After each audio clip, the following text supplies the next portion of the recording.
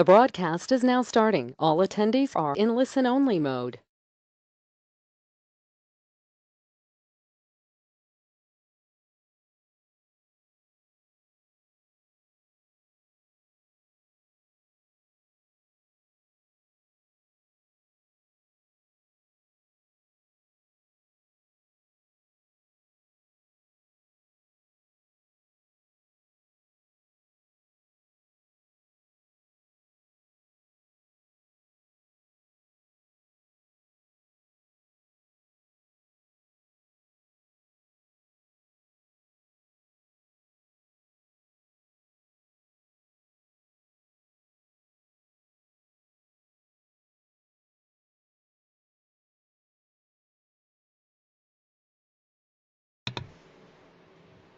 Okay, welcome everyone to the June 2018 webinar, mid-year legislative update. That's our topic this month in the HR Best Practices webinar series from Thomsco, myHRgenius. My name is Kevin Mosher. I'm a partner at the law firm Thompson Co.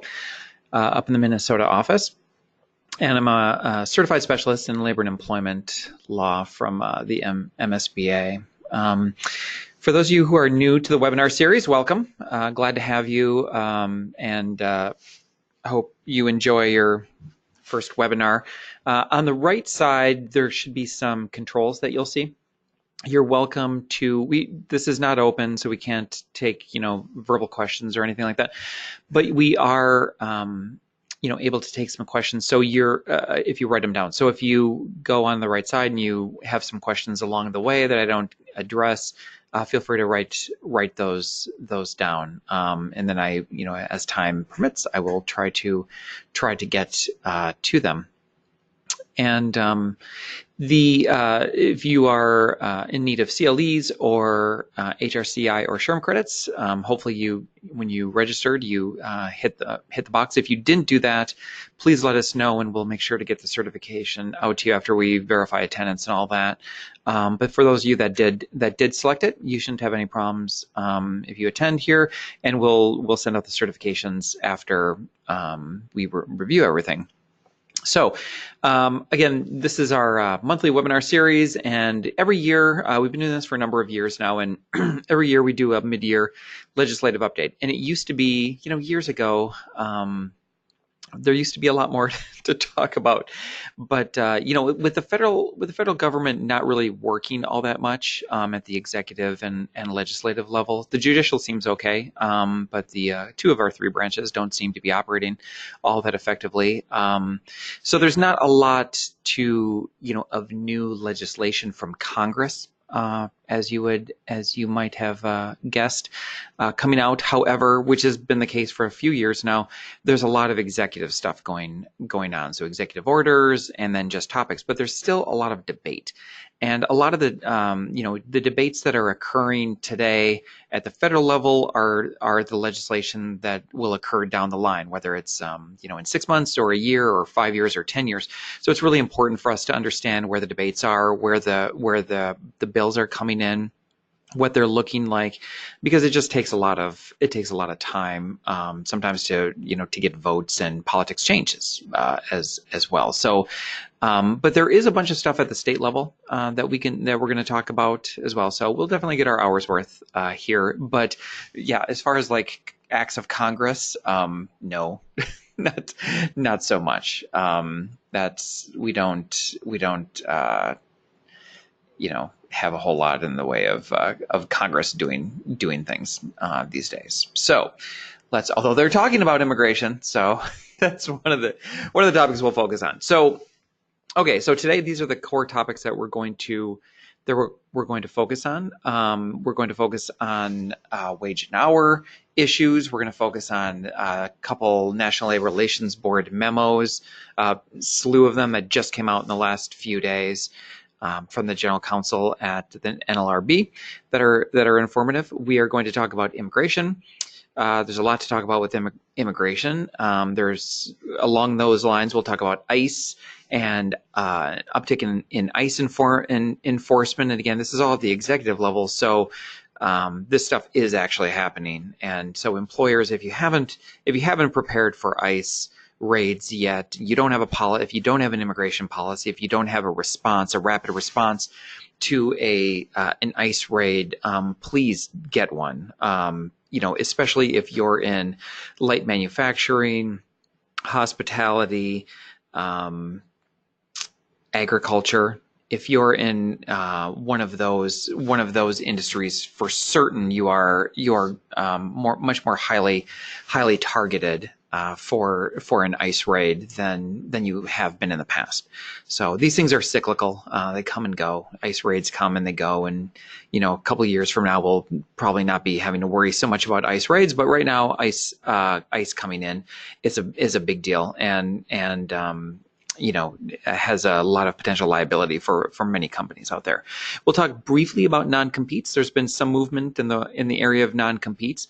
And then we'll talk a little bit about parental leave, because it keeps bouncing around Washington that there might be some sort of paid parental leave. Though while Washington continues to talk about it, the states and the cities and counties even across the country are doing things about it, and actually passing parental leave laws or PTO laws for sick and safety leave. So we'll talk a little bit about those.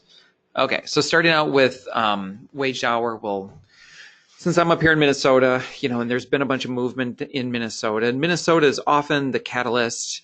California is probably the biggest catalyst for change in the United States on employment laws. Minnesota is not far behind. New Jersey also tends to be another one, as does Massachusetts. So it's worth actually talking about Minnesota, because oftentimes what happens in Minnesota ends up happening later in Illinois, Wisconsin, Missouri, and a lot of other Midwestern, Iowa, a lot of other Midwestern states. So, Minneapolis, we just saw Minneapolis, for example, go up to a $15 minimum wage. It's going to phase in over time, but that's a significant, about a 50% increase over what the Minnesota state minimum wage is. So for those employers that have employees in Minneapolis, we're going to start to see an increase in the minimum wage. This is a trend we have seen, and we'll show a chart in a couple minutes here, showing all the states and cities that are seeing minimum wage increases well beyond the federal level. Since again, the federal government really, let's just count on them not doing anything on these issues. But at some point, pretty soon here, the minimum wage debate nationally is going to become moot, except for in some pockets of the South where they don't want to increase the minimum wage. But for the most part, most states are going to be increasing the minimum wage well beyond what the federal level is. So whichever is higher between the state and the federal level will go with the higher one. So the cities increasing their minimum wages, the states increasing their minimum wages, and in some cases counties increasing their minimum wages for employees within their within their political borders is important, and we need to track that.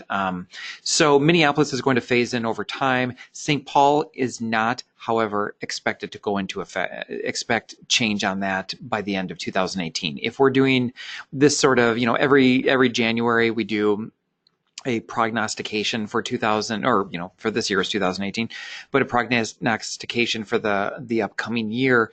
When I'm doing the one for 2019, I fully anticipate that we'll be talking about a St. Paul minimum wage going up to $15 an hour for those of you who have employees in St. Paul. Minnesota is not going to do anything with it. The legislative session's already done. A lot of other legislative sessions are already done around the country. But yeah, nothing in the works in Minnesota with a split political government. The other thing to know about is that Minneapolis, and St. Paul also have a more recent sick and safety leave, which we'll talk about specifically with regard to Austin, Texas, which passed their sick and safety leave, and that's going to go into effect later on this year. But Austin's not alone. Chicago's got one, Minneapolis has one, New York City's got one, several cities in California, as well as the whole state of California, has guaranteed paid time off for certain employees based on the amount of time that they're working. Somebody asked a question. Let me see.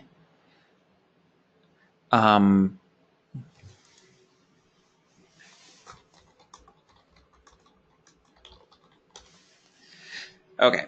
Somebody just asked a question about audio, so just had to respond to that really quickly. So new proposals, we're seeing a couple that are worth tracking here. So for the District of Columbia, this is brand new, just put out there like in the last few days. We're looking at, again, like Minneapolis, like San Francisco, like a lot of places in California, a lot of the bigger cities in California, as well as New York, and lots that we'll see in the chart here. DC is looking to raise theirs as well, and to phase out the tip credit. For those of you who aren't familiar with the tip credit, it allows employers in hospitality for certain tipped workers who are doing the actual service, providing the actual service for the customers. It allows tipped workers to to employers to pay tipped workers sub minimum wages. So for example, you can use the amount of the tip to then supplement to get up to the minimum wage. So if with the tip plus, so it's called the tip credit. So with the tip that the person gets, they get paid a sub-minimum wage by the employer, and then assuming that the tips are sufficient to get the person up to the minimum wage, then in that situation, then the employer doesn't have to pay the full minimum wage, which is really great. For the employer, they can pay sub-minimum wages to certain tipped workers. So DC is looking to get rid of it. Minnesota, for example, is one of the states that doesn't have a tip credit. Most states do have a tip credit. So you can, so as an employer, hospitality employer, it's to your benefit because you can pay sub-minimum wages. But in Minnesota, employees who are in hospitality, they're entitled to full minimum wage, as well as all the tips that they get. So hospitality, waiters, servers, bus boys and girls, they tend to be paid much higher wages in Minnesota because they get the full minimum wage, versus Wisconsin, which has the tip credit. So Wisconsin hospitality workers tend to make much less because they're not getting the full minimum wage plus their tips. Their tips are offsetting, and which is great. But it's better to be an employer in Wisconsin than it is a hospitality employer in Wisconsin. In Michigan, there's a ballot proposal just put out there for voters. They'll be looking in November to vote on that, to see whether or not what they want to do with the tip credit, and then to also raise their minimum wage. Okay, so here's the chart of the states and some cities as well, and you can kind of see, it's kind of nice to look at this, and you can kind of see where the trend is. But these are all minimum wages that are higher than the federal minimum wage, and these are in a lot of cases just in the last few years are these charts minimum wages having increased. Minnesota's is interesting because it has a different minimum wage for smaller employers, which is great, versus larger employers. New York is kind of similar, where New York and New York's not alone. There are a couple of these states where they have different, like Washington, for example, is another state where they have different minimum wages depending on which area of the state you're in. So for example, in New York, in Long Island, you can see here the minimum wage is different, and it's also different based on industry, but it's going to be different on Long Island than it is like in Albany. So you're going to see different minimum wages across the state, and that's actually done by the state, created by the state. And Washington has something a similar schematic where the cities have different, the cities and the counties, the more populous, richer counties have different minimum wages versus the more rural areas. Minnesota is kind of similar, and Chicago is kind of similar too, because Chicago has been increasing their minimum wage within the city, and then Minneapolis and eventually St. Paul will be similar. So this is a trend that we're seeing, looking at the urban cities in the United States. Just because the cost of living is so much higher, it's a lot easier to sell, to say, hey, we're going to raise the minimum wage in Minneapolis. Not as big of a deal to raise it up to $15, but if you were to raise it to $15, somebody living on the Canadian border, that would be pretty outrageous for that there to be a minimum wage of $15 up in in the middle of, let's just call it the middle of nowhere. So almost Canada. So not that almost Canada is the middle of nowhere, but it's pretty close.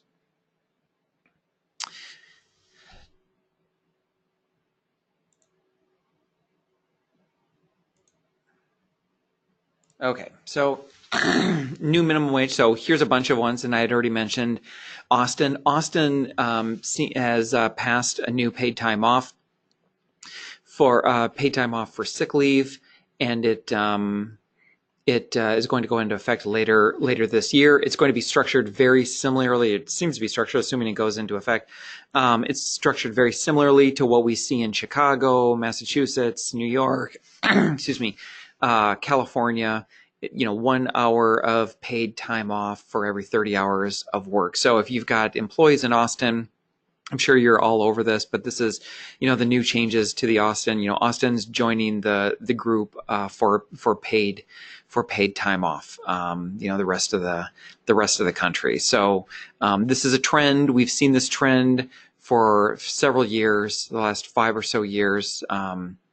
At least the last 5 or 6 years, ever since the March on Wall Street, where they've switched, as part of the $15 minimum wage offensive against employers in the United States, and it's transitioned into needing time off. It's easier to talk about the benefits for the health of people and everything like that. It's easier to sell paid time off. Again, we'll talk about this in a little at the end of the presentation. But it's also, there's still some serious talk about doing this at a national level. But for now, Austin is, the most recent large city to join the crew of sick and safety paid time off group. So will occur later in the year unless it's, stopped somehow. And I suspect a lot of people are trying to stop it. Illinois has seen a couple new laws. Just minor changes, but they could have some impact depending on, the circumstances. There's the Child Bereavement Act, and the Child Bereavement Act is basically amending the FMLA, or the state, call it amending the FMLA, though the FMLA is a federal law, but basically it makes it clear that employees can take time off unpaid, but they can take time off to go to a funeral. I don't know if this, it's pretty dark humor on this one. If it's because of like all the murders going on in Chicago the last several years, this would be kind of a sad law to have to implement. But apparently there's some need in Illinois to give people time off work to attend funerals for children. So there's that for those of you who have employees in Illinois. There's also the Religious Garb Act, which really looks more like a religious discrimination, anti-religious discrimination law, and it just basically says, hey, employers, those of you, if you're going to have a clothing policy, and those, they're not as I think clothing type of, dress policies have kind of gone away for the most part as many work environments have become increasingly less professional in dress. You can't have, wealthy billionaires from San Francisco, on the cover of Time magazine without shoes on for years and years and years, without, I think, it having some sort of impact on culture in the workplace and on clothing and stuff. So anyway, the Religious Garb Act tells employers that there's going to be a limitation on how much you can restrict employees who have sincerely held religious beliefs, and that's always the standard that we look at with whether it's religious accommodation or discrimination in the workplace. It has to be a sincerely held religious belief, not just for this act, but for federal law as well. And so if they have a sincerely held religious belief, we can't have them, we can't restrict them from changing hair or from changing their hair or wearing certain clothes if they're doing it for a religious purpose. Massachusetts, since 2010, Massachusetts has had a ban the box law. They were one of the first states, maybe even the first, I would have to check that. But anyway, they're one of the early adopters of this whole ban the box philosophy. And I do think off the top of my head, I think they were the first. But in any event, so ban the box, for those of you who are unfamiliar, who operate in a state that doesn't have ban the box, and many states have ban the box now, ban the box basically says that you cannot ask somebody about their criminal record at the time of the application. So you can't have a little box on the application that says, check here if you have a criminal history, please explain, please include your crimes. So that's got to come off job applications in the states that have banned the box. You can ask about it normally after you've made an interview, and you can certainly ask about it in most states that I'm familiar with, and all states that I'm familiar with.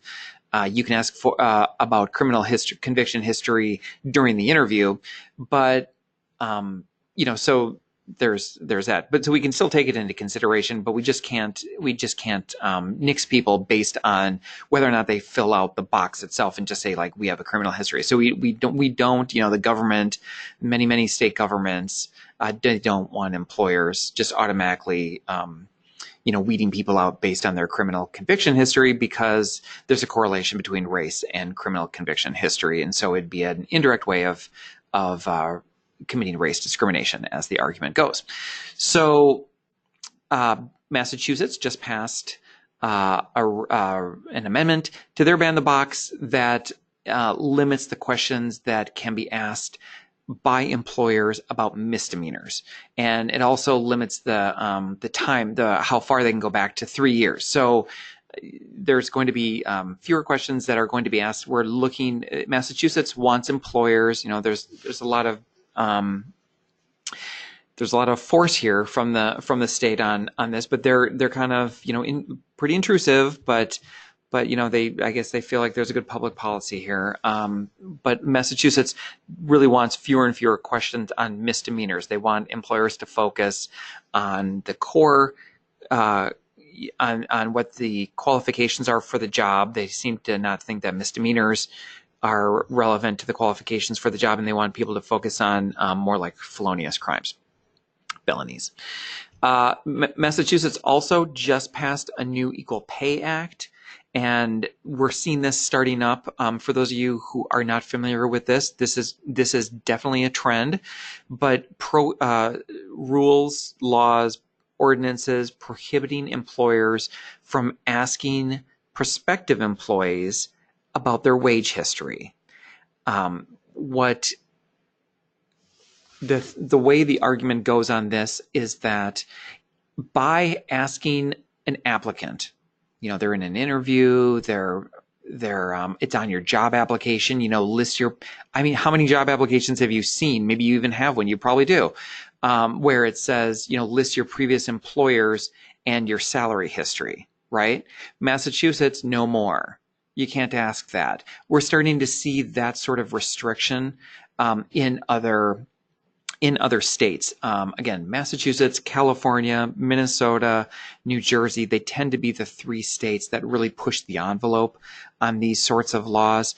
And we're starting to see inroads on this prohibition in all of these states. And so no more asking about wage history. And the reason is because from a gender pay equity argument, because there's a pay gap. And again, people argue with that all the time, and I don't really want to get into that argument, but let's just assume, people believe there's a pay gap. And I think there probably is a pay gap, but that's okay. Let's just assume for now there is a wage gap between men and women, generally. Okay.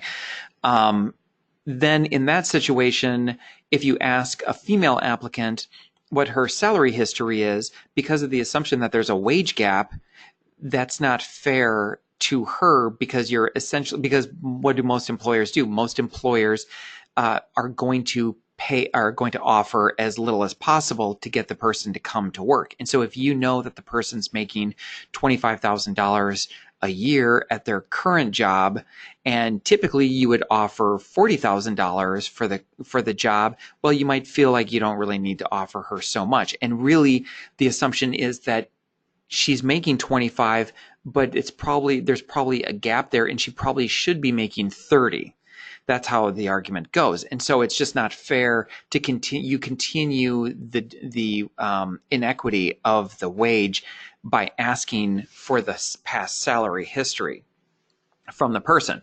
So in order to allow for an even playing field and increase laws and all that on equality, Massachusetts has passed a rule saying that you can't ask about wage history, and you can't ask somebody, and then also you can't prohibit employees from talking about their wages. And that's a rule that passed here in Minnesota a couple of years ago. It's also a federal interpretation of the National Labor Relations Act. Most employers should not. If you have in your employee handbook that employees cannot talk about their own wages, you should be amending that and getting that out of there.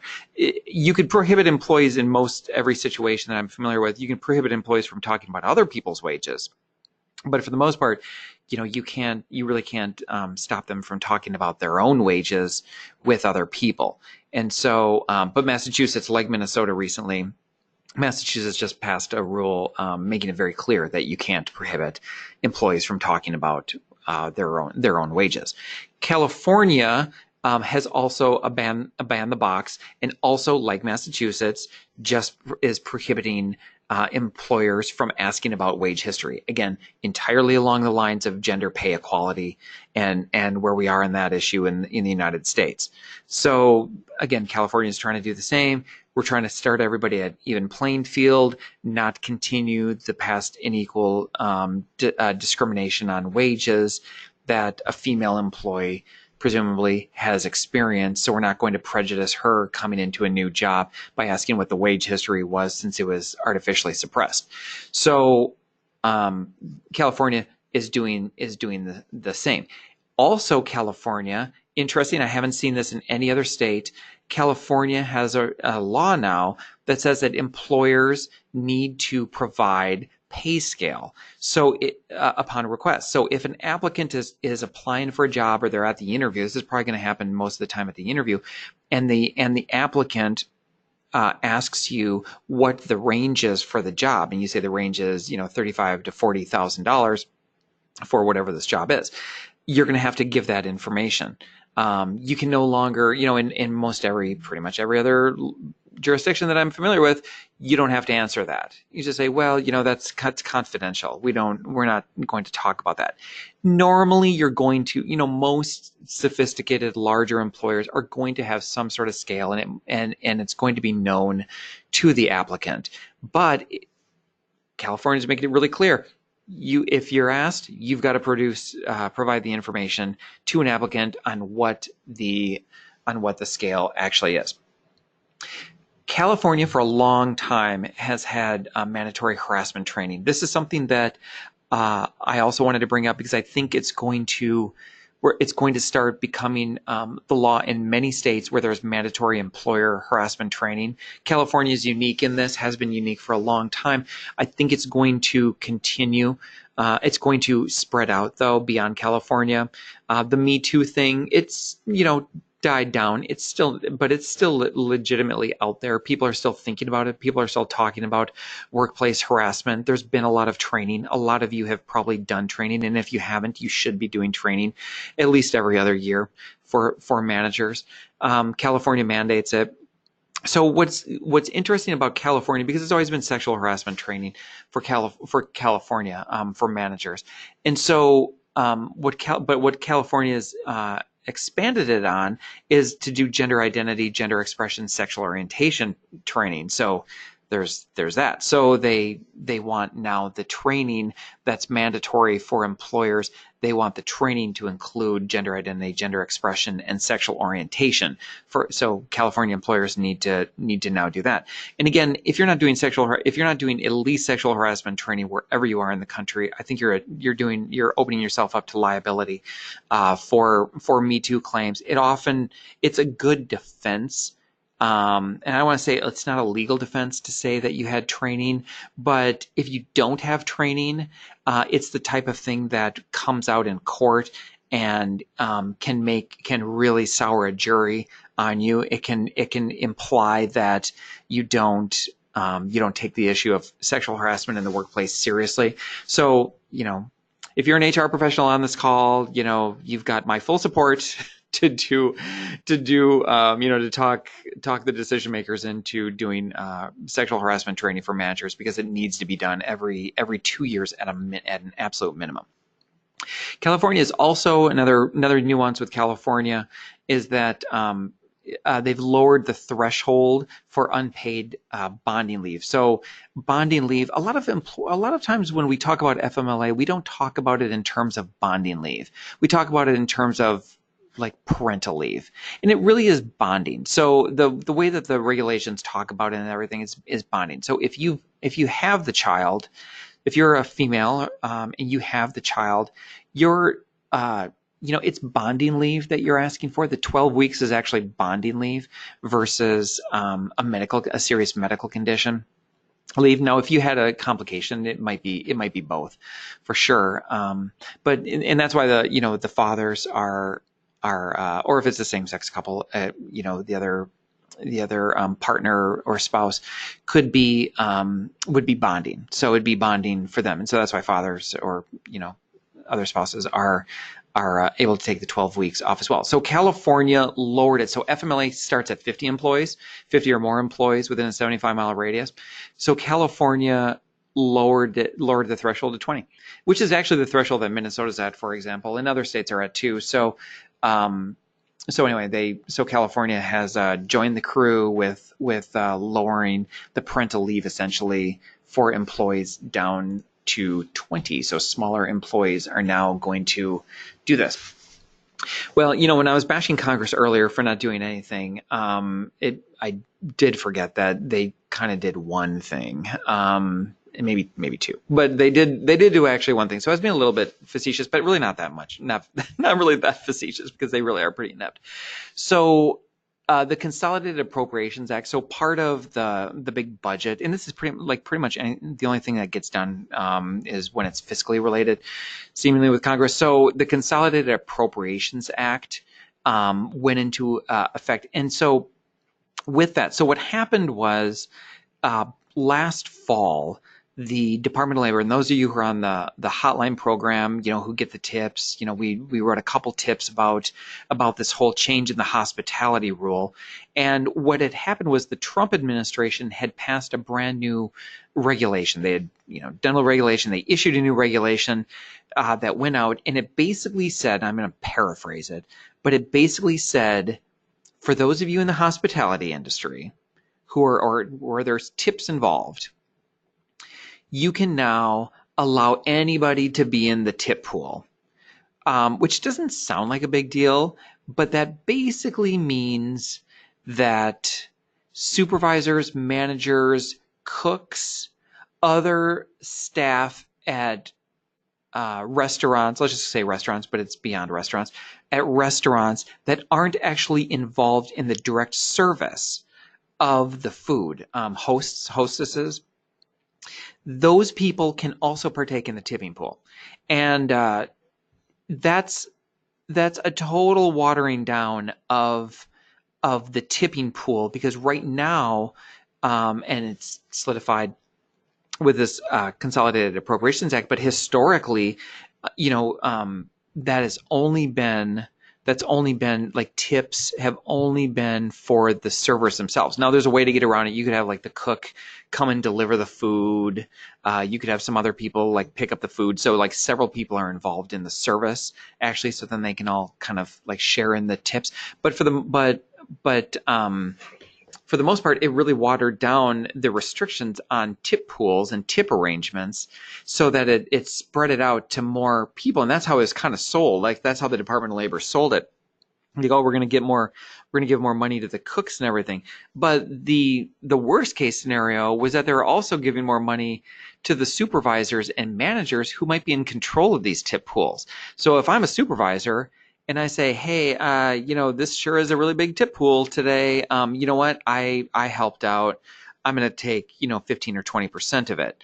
So that's a real reality. That was a real reality with that new Department of Labor regulation from the Trump administration. So Congress, as part of the fiscal the budget that was, I think we almost like went into, I don't know, I forget these days, like how whether the government shut down or not. Between state and federal government, it seems to be threatened so much and happen every once in a while. It's kind of hard to keep track, but it, this was part of the compromise that went right up to the last minute and almost shut. I think it did shut down the federal government. Now that I'm thinking about it, I think the federal government did shut down for several days. So so part of this is that they basically undid what it was weird. Trump signed off on a law that completely reversed what he had instructed his Department of Labor to do. So I don't know if that sounds familiar to anybody who's following the current immigration debacle with child separation. But yeah, so anyway, so his Department of Labor passed this rule, and the Consolidated Appropriations Act had a part in it that completely undid the rule, and he signed off on it, and all's well and good, and we're back to the typical way that things have been acting for a long time now in the hospitality industry. The Department of Labor has also created what they call PAID. And I've talked about it a little bit, maybe I think on some tips of the week, but it's basically you apply for membership in this you apply for membership with the Department of Labor to be part of the PAID program, and the Department of Labor would come in and audit you, and that help you to comply with overtime and minimum wage violations. There could be some lessening penalties with your compliance, so it's not all that bad. As a general rule, I don't like inviting the federal government into my business and auditing. These are things that your lawyers can do with confidentiality and attorney-client privilege. But hey, it's out there, and so if you want, this is Department of Labor, so they'll come in and audit you, and it's just a pilot program right now. It's going to expire unless it's extended. So they're just kind of they've been trying it out, and if this sounds like something that you want to do, you might want to look into it quickly before it expires, unless they renew it. They've got something similar on the immigration side of things. I don't have a slide on that today, but they've got a similar program with immigration where you can basically, it's called SAVE. So this one's paid. The immigration side of it is SAVE, and you invite immigration into your workplace. Welcome, ICE, and you hand over all your documents, and you let them audit you, and they'll work with you on fines and compliance and do training for you and all that. So it's like this really cool program, except that like a lot of times you end up getting fined in the end, which doesn't sound great. But I guess if you want to clean your slate and not have to worry at night and sleep well, knowing that you've paid all your fines and you've been blessed by the Department of Labor or immigration, then these programs are out there and they could be pretty cool. Normally these programs are kind of forced on employers that as part of a settlement, because they have been fined and violated like immigration or department or wage hour laws. But they're out there for you if you want to talk about them. Unpaid internships. We just saw in the last few months, we saw the Department of Labor come out with a new way of looking at unpaid interns. It's not revolutionary. It didn't completely upend everything. It basically went from a 6-factor test to a 7-factor test, and 6 of those factors in the 7-factor test are exactly the same.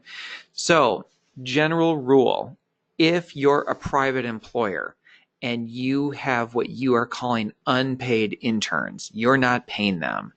This happens in the summer. Private employer, you don't pay interns, they're working for you. You probably are in violation of wage hour laws. I'm not going to say guaranteed. Probably you are. The only real way that you get around it as a private employer is if the intern is getting some sort of academic credit for, or if it's part of a program, like the internship is part of an academic program, and you're part of that, and so they're getting an academic benefit from working at your company. But the typical intern idea that they come in, they don't get paid, they learn some skills, and then maybe they get a job, maybe they don't. There's been so many cases. The Department of Labor is pretty clear on it. The courts are pretty clear on it. Like, that just doesn't work out. Like, they are entitled to, the way to get around it is just to pay them minimum wage. So pay them minimum wage. Don't call them unpaid. Call them non-exempt temporary employees, casual employees, summer employees, whatever you want to do. But unpaid interns in the private sector are very, very rare and really need to be tied to an academic program. If you're a nonprofit or the government, you have a lot more flexibility in this. So I'm not going to say like it always works for a nonprofit, because it doesn't always work, but nonprofits are going to be looked at a little bit differently. Now, the difference between the 6 factors, so you've got the 6 factors on the left here, right? So clear understanding of compensation. If you are going to do unpaid internships, you need to have, it's not an offer of a letter of offer of employment. So it's not an offer letter, but it would be some sort of like intern offer letter type thing, something a little bit different, but you need to have a very clear statement in there that there's no compensation. The training, it should be training. It should not be displacing another employee. It should not be doing the actual work. Now, it might be doing the actual work a little bit here and there to actually do it, to actually like learn, but the core part of the intern program, the unpaid intern program, should be to train and benefit the intern. It should not be to benefit the company. If it's benefiting the company and you're essentially displacing a worker that you would otherwise hire, then it's not an unpaid internship. So it should be similar to an educational program. It should be training that's in the employee's best interests. Should be tied with education. It should be on a similar schedule. So if we do the unpaid internship, it should be like J-term or summer, some sort of thing like that. You could, again, if the employee is getting some credits from school for doing the internship, that's a totally different thing, and that's during the academic year. But for the most part, we're looking at unpaid interns in the summer when they're not taking classes. The factor, if you're going down the bullet points on the left, the factor that's new is the temporally limited. So what and this is taken straight from what all the courts have basically said, is that there should be some sort of limitation on how long the internship lasts. It shouldn't last more than 6 months. So the internship should last, weeks, a few months, but if it's an ongoing thing, certainly beyond 6 months, it's going to be seen as employment. Again, you don't want to displace any employees, and then you want to make it very, very clear there's no entitlement or expectation that there's going to be a job in the end. Maybe it doesn't mean you don't have to hire the person, but there can't be any entitlement or expectation. So these are the 7 factors that employers need to be aware of if there's unpaid interns. If you have any questions on them, you're definitely welcome to call. No, in whatever the Trump administration really hasn't come down much differently than the Obama administration. Really, these issues are being driven by the courts, which are finding, interns all over the country to be illegitimately unpaid, so unlawfully unpaid. A few days ago, maybe a week or two ago, the NLRB kicked out several memos from general counsel, and they do that periodically when the general counsel's office determines. It's general counsel's office at the NLRB will do advice memos that then go to all the regions. So they go to all the regional directors around the country, informing the regional directors of how the regional directors are supposed to look at these issues. And so sometimes the general counsel will actually publish them, and they'll send them out to the legal community and employer union community, and they'll say, hey, this is, by the way, this is how we're instructing our local regional directors to look at these issues. So a few 4 of them came out really very recently, and so one of them, 2 of them are pretty important. And they're the first two here. And so the micro unit standard. So the NLRB, they overturned the rule that allows for micro units of unionized workers. And that was a big deal during the Obama administration. So during the Obama administration, completely backed by unionized unions, what they wanted is to have small, what they call micro units of employees. Now it's got to be 2 or more, but it could be as low as 2. And the reason that they want that is because from a union perspective, what does a union want to do? They want to unionize, right? So from a union perspective, it's oftentimes strategically easier to get a foot in the door. And so if you've got, let's just say, 25 machinists, and they're all working on these 2 machines, and then you've got some other group of machinists that's working like across the street, same company and everything, and they're working on a couple different machines. And they're 5, we'll say 5. 5 machines over at one location, 25 at another location. Well, historically, and going forward again, historically, the employer will say, the union will try to, they'll try to organize the 5. So they'll say, hey, we can get these 5, we can talk them in, we can give them free pizza and soda and talk about how awesome the union is and how, union brotherhood forever, that sort of thing. So real kumbaya moment. So they can get all 5. So it's easier to talk 5 into it and to get them all hyped up than it is to talk 30, which is the aggregate between the 25 and the that work across the street and the 5. So what does the employer want to do? Well, historically, the employer strategy is to say, no, these are all part of the same bargaining unit. And so employers will say the true bargaining unit that needs to vote on whether the union should come in is 30, not 5.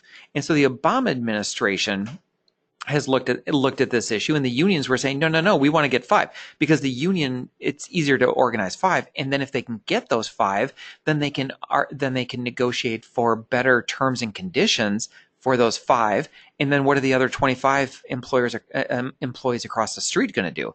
They're going to look at what the unionized 5 guys got, and they're going to say, hey, we want those terms too. And so then the union can go and organize them, and they can show what they got for those 5. And it's a whole lot easier to show success and because you've got your foot in the door.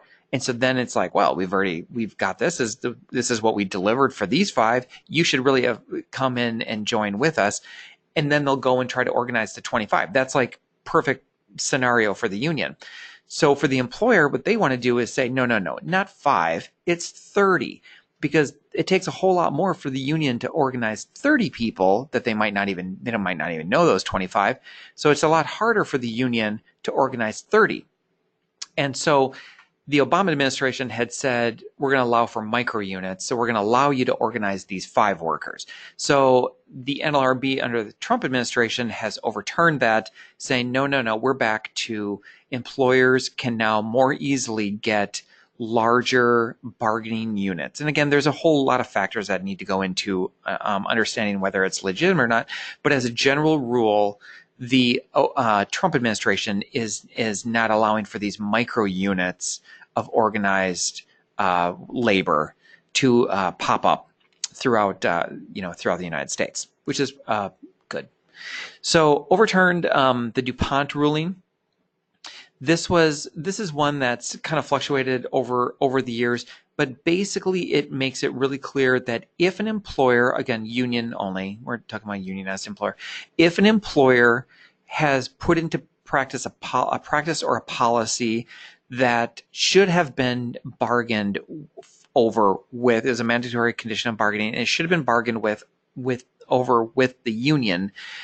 If the union doesn't say anything about it, and normally employers will make it really clear to the union that this is a change that's going on, and they'll say something like, contact me if you want to bargain, if you want to discuss, contact me if you want to bargain over it. And they make it really clear, this is a change. And if the union doesn't say anything about it, then under the newer ruling, it's going to be pretty clear that the union's then precluded from arguing that the employer failed to meet their obligation of mandatorily bargaining with them. So that's where we are today, and that's really good. Now, the other really good one that came out from the NLRB we had a lot of social media movement during the Obama years on how when an employee, whether it's unionized or not, so it doesn't matter, it applies to all employers, when they went on social media, let's just call it Facebook. And so when they went on Facebook, and if they started complaining about the terms or conditions of their job, and if other employees joined in and said, yeah, it sucks, or that supervisor is terrible, or yeah, I wish it weren't so hot in the workplace. And if they started blasting the employer, well, under the Obama board, it was really clear, like, that was concerted activity. So even on social media outside the workplace, it's concerted activity. It's protected by the National Labor Relations Act. And so the Trump administration's gotten rid of a lot of the social media concerns that were really annoying and convoluted years ago with the Obama administration, and they overturned a bunch of it. And recently they had a decision where somebody, some worker went on Facebook and just started blasting the company and everything. And then some other employees saw it, and the employer fired them because they had a social media policy and said, you can't disparage our company like that in the public. It's really bad. We're a good employer, and stop it. You were really mean and said a lot of mean things. We don't like that. You're fired. And so, under the Obama administration, that would have almost certainly been concerted activity, and they would have found the employer to be in violation. But in this situation, the employer was okay because the employee said such bad things about the employer. The NLRB said that was not protected speech by the employee on Facebook. So a little bit more flexibility now from employers in watching and trolling employees' Facebook accounts and disciplining, maybe even firing them for the almost certainly stupid things that they say on Facebook, because pretty much when don't employees say stupid things on Facebook? Okay. Employee arbitration, recent Supreme Court case. If we're going to talk about Supreme Court, recent Supreme Court case that basically said you can now have a mandatory arbitration provision as an employer with your employee. So you can have employees sign off on an arbitration agreement that takes away their right to class action on wage and hour cases. And so that's great. So if you want to avoid class action on wage hour cases, this is the way to do it. Get the mandatory arbitration provision, have all your employees sign off on it. And so the Supreme Court, U.S. Supreme Court, upheld the employer's enforceability of that. Now, the downside is if you have 1,000 employees, and rather than dealing with class action, now you've got 1,000 potential arbitrations, which can be super expensive and costly to handle, but at least you avoided class action and all that. And the reality is a lot of employees might not pursue the arbitration route because it's expensive and costly on their end too. So it could be a really great strategy for you going forward. Just give me a call if you want to talk about language like that with an employment agreement.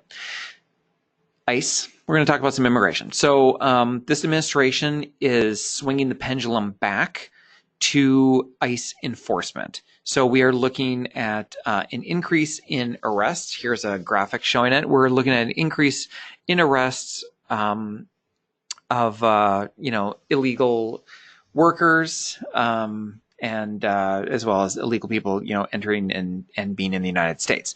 So we're seeing across the board now. After actually in the first year of the Trump administration, the numbers all dipped, and so there was less enforcement, which is funny or ironic, I guess, not funny.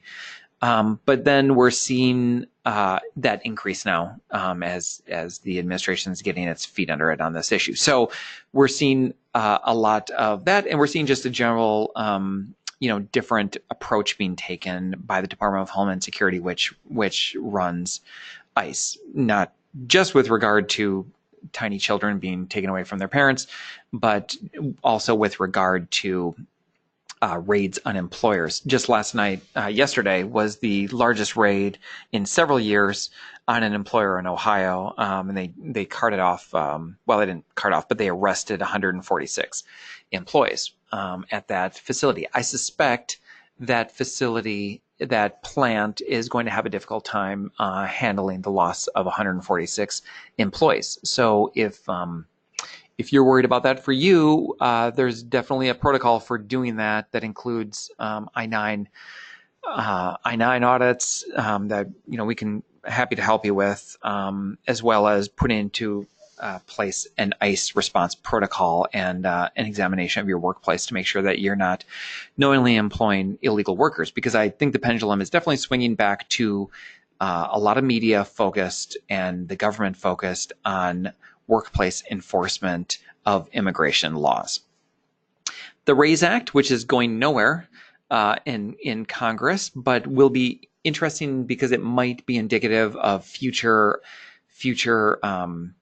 debates on the immigration side of things.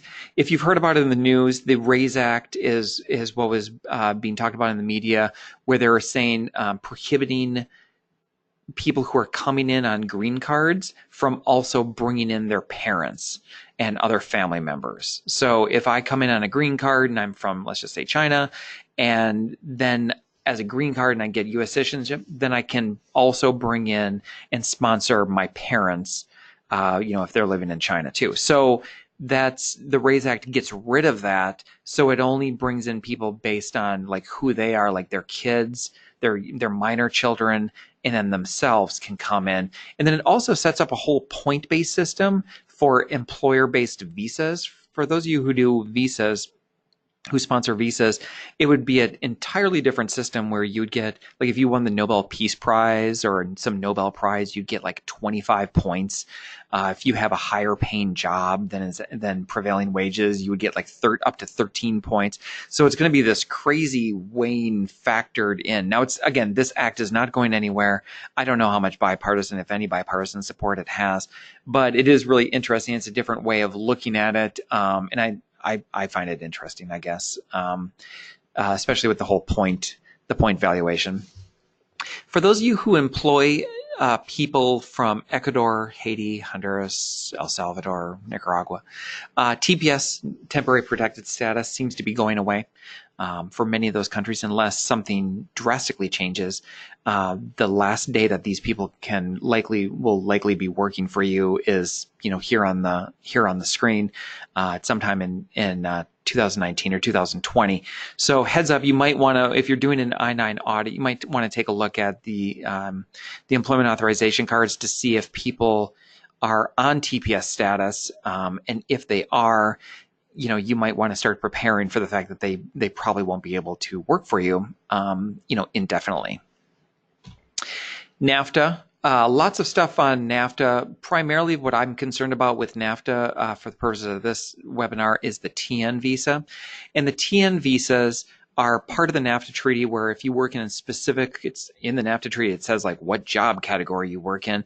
If you work in one of those specific job categories, you can get a TN visa from either Mexico or from Canada. You just show up at the border and say, hey, I'm a software mechanical engineer, I'm from Canada, and boom, they give you the TN visa, and you can come in for up to 3 years.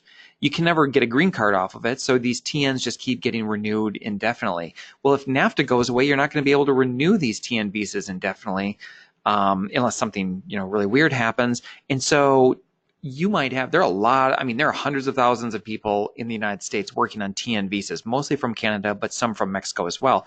And so you might want to also look at your I-9s when you're doing an I-9 audit to identify those employees who might be here on TN visas, or if they're Canadians or Mexicans on TN visas, have a conversation with them about it, because if NAFTA goes away, it's likely that their continued work authority is going to go away. So we want to monitor that situation.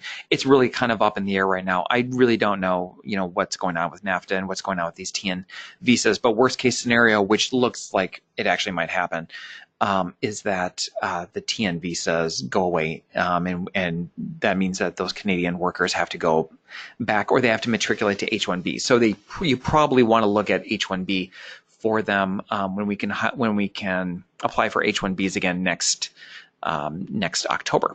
April. I'm sorry, April 1 for October 2019. Anti-arbitration. There's been some movement on anti-arbitration rules. So just know some states, we've got some states listed there, Colorado, Utah, Wisconsin, some state laws, as well as some state Supreme Courts have been narrowing what non-competes can, be used for. And so just understand that, in most states, you can do non-competes and non-solicitation agreements, but the law is changing. It's changing over time. That the courts and the governments just want less restrictions on employees. They want employees to move around from employer to employer, and so there's more and more hostility to the concept of non-competes. President Trump was talking about not liking non-competes on stump speeches and stuff. So there's some talk at the federal level, but for the most part, this is a state-to-state issue because it's a matter of contract, and contracts are state-to-state issues. And so you really want to understand what's going on in your state before you do some sort of non-competes. Last slide, and then we're done. There continues to be talk about parental leave at the federal level. I'd mentioned it earlier, and that would be some sort of paid time off, different than the FMLA, but some sort of paid time off system, whether it's an insurance-based system like the state of New York has, where it's kind of akin to unemployment insurance, but you get money you get some sort of percentage of your wages out of a fund. So it could be something like that that's set up, or it could just be mandating that employers give X number of weeks to new parents, so that they can take off time to be with their newborn for bonding. So the bonding would be paid. So anyway, there continues to be talk about it at the federal level. So Ivanka Trump is really a big proponent of it. Democrats are big proponents of it. And then there's probably enough bipartisan support for this that in normal times we probably would see something done on this issue, but that's just not where we are these days.